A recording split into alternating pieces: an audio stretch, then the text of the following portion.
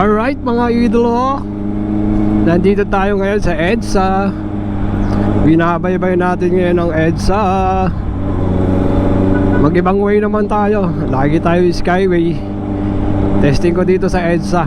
Medyo okay naman yung traffic. Medyo maluwag. May pila naman. Maraming sasakyan pero umaabante naman yung mga sasakyan dito sa tunnel sa EDSA.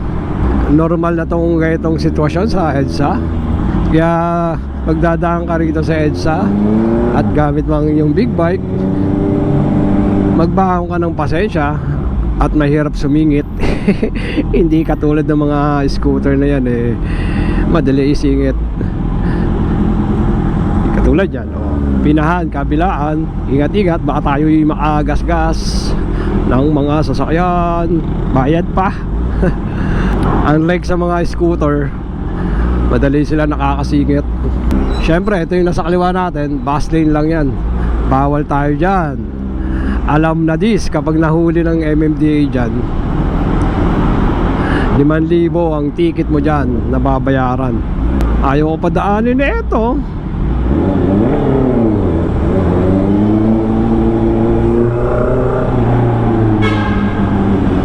Tsaga-tsaga tayo rito sa mga gilid-gilid, ledgi-ledgi.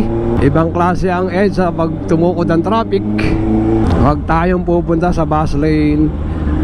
Sigurado may paglalagyan ka dyan.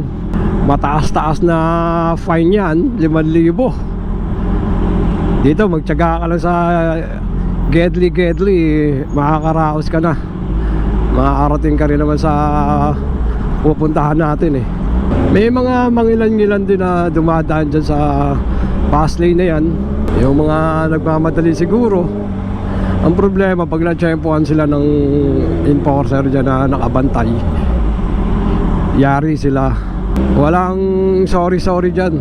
Ang tagal nang in-implement ng MMDA yung bus lane na yan, na bawal ang motor, private cars.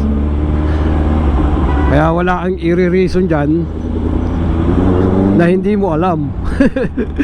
Kasi yung ganyang programa nila lumalabas sa TV yan na bawal ka dyan, bawal yung mga sasakyan dyan. Lalo na ngayon sa social media, diba? Posible namang hindi ka nagsa-cellphone at nanonood ng social media. Sa social media na ngayon lumalabas yung mga bali-balita, diba?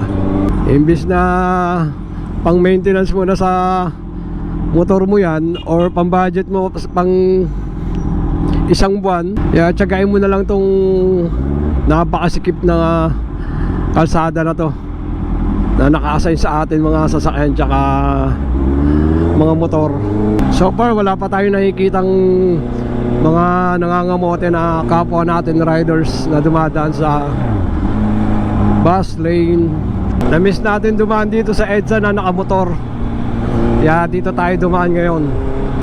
Kaya timing naman na dito tayo dumaan. Medyo okay yung flow ng traffic, maluwag. Shout out Kuya Joyride.